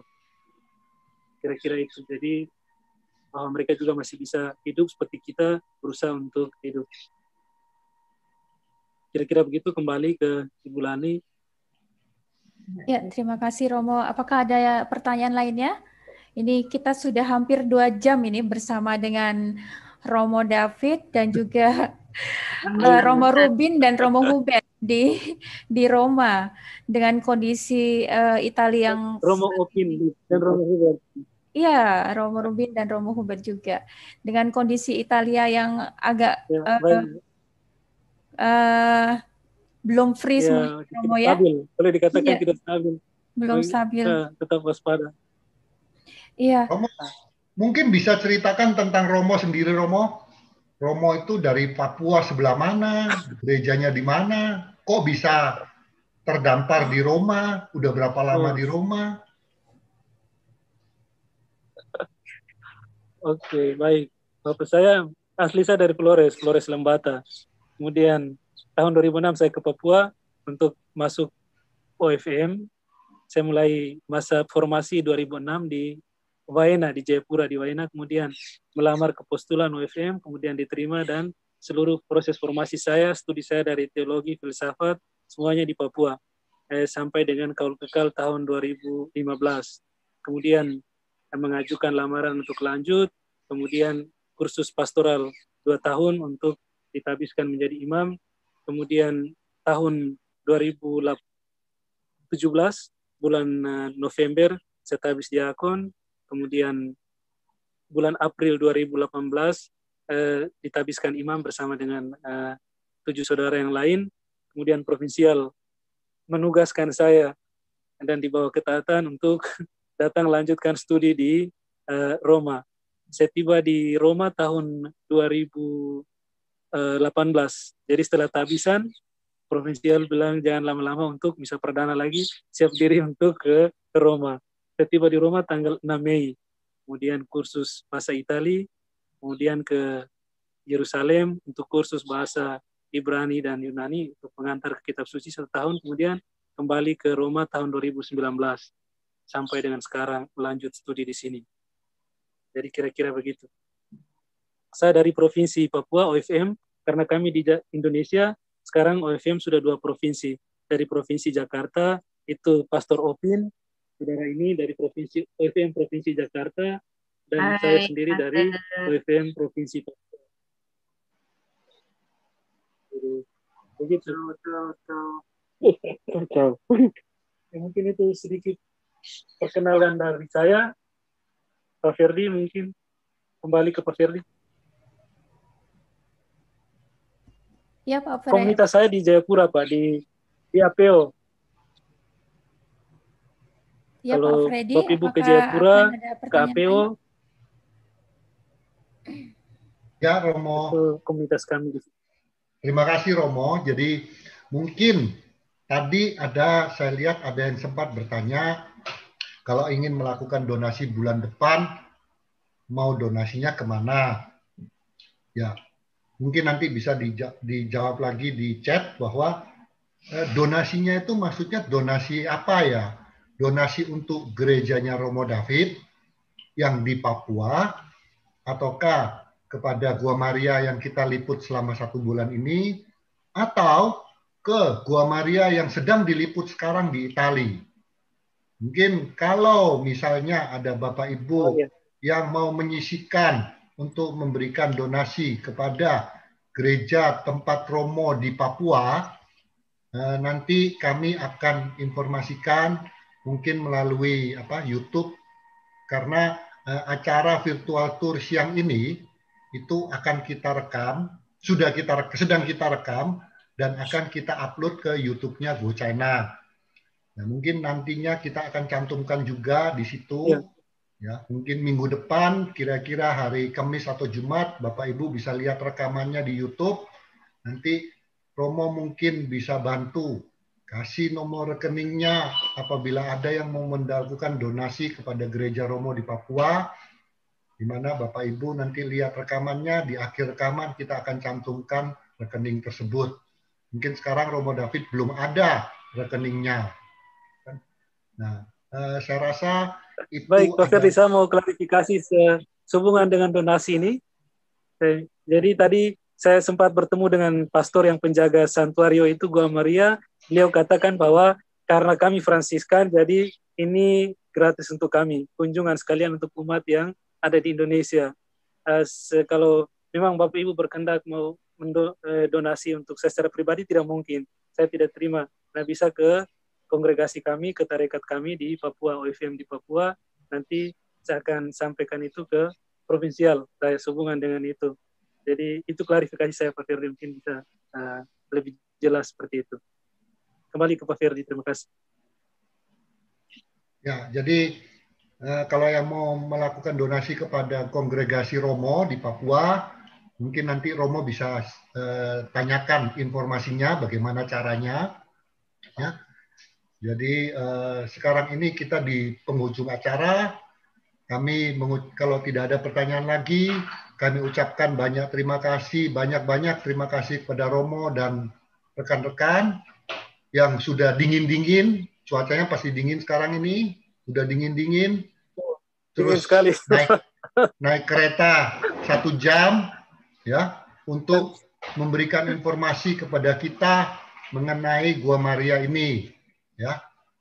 Semoga nantinya kalau pandemi sudah lewat, teman-teman atau Bapak Ibu yang ada mengikuti Zoom meeting ini bisa berkunjung ke Roma, melihat dari dekat tanpa melihat lewat video, dan mungkin bisa ketemu sama Romo David. Ya, kalau Romo David masih ada di Roma, ya, untuk bercakap-cakap mungkin, tukar pikiran. Jadi sekali lagi kami ucapkan banyak terima kasih kepada Romo dan banyak terima kasih kepada Bapak Ibu sekalian yang sudah mengikuti acara ini dari awal hingga akhir, dan terutama yang mengikuti acara ini dari awal bulan hingga akhir bulan ini. Ya. Sekali lagi terima kasih, dan juga kepada Bapak Ibu yang sudah melakukan donasi, kami ucapkan juga banyak terima kasih. Ya. Semoga kita bisa bertemu lagi, baik online yang lain maupun offline. Terima kasih Romo, ya. Terima kasih Romo siapa yang Romo Rubens. Terima kasih Pak Firdi, Pak Lino dan juga semua tim. Ini Romo Opin mengucapkan terima kasih juga. Sampai jumpa, dan juga Romo Hubert dari Keuskupan Jayapura. Kami mengucapkan terima kasih atas partisipasi umat. Saya minta maaf secara pribadi kalau ada kekurangan dalam liputan kita pada hari ini, dalam kunjungan kita. Mohon dimaafkan, dan juga semoga kunjungan ini semakin memperkuat iman kita di tengah situasi ini untuk semakin maju ke depan, lebih baik lagi. Salam sehat, salam semangat dari kami di Roma. Romo, baik, mungkin sebagai penutup Romo bisa berikan, ya? Mungkin Romo bisa pimpin sebuah doa sebagai penutup, Romo. Ya, baik, berkat kita semua. Baik Pak Ferdi, saya pikir mungkin sudah selesai ya, saya tutup sudah dengan doa. Betul, sudah selesai Romo, kita tutup dengan doa ya Romo. Terima kasih Romo. Baik, ya, baik. Bapak Ibu, saudara-saudari sekalian, kita hening sejenak, kita tutup seluruh rangkaian siaran kita di depan gereja Trepontani ini. Kita berdoa, kalian mohon berkat dari Tuhan. Dalam nama Bapa dan Putra dan Roh Kudus. Amin. Allah Bapa yang Maha Baik, kami bersyukur atas semua segala penyertaan, perlindungan-Mu untuk kami, teristimewa untuk tur virtual kami selama bulan Oktober ini. kami mohon semoga kunjungan-kunjungan kami di gereja dan juga di Gua Maria, tempat-tempat suci ini, semakin memperkuat iman kami, semakin mendekatkan diri kami, iman kami akan Dikau dalam menghadapi situasi dan persoalan hidup kami yang aktual, baik di keluarga kami, masyarakat dan juga negara kami, dan juga di dunia ini. Semoga segala harapan, intensi, dan juga permohonan yang kami bawa dalam setiap perjumpaan bersama dengan Bunda Maria, Tuhan Yesus, dapat terkabulkan, dan apa yang kami harapkan dapat berjalan dan terlaksana sesuai dengan rencana dan kehendak-Mu. Semuanya ini kami mohonkan kepadamu dengan perantaraan Kristus Tuhan kami. Amin. Semoga Tuhan beserta kita sekarang dan selama-lamanya. Semoga kita sekalian diberkati oleh Allah yang Maha Kuasa, dalam nama Bapa dan Putra dan Roh Kudus. Amin. Baik Bapak Ibu, selamat sore waktu Indonesia, selamat pagi waktu Roma. Sampai jumpa Pak Firdi, Pak Lina, dan juga semua tim virtual group. Terima kasih Romo. Sampai jumpa. Terima kasih Romo. Semoga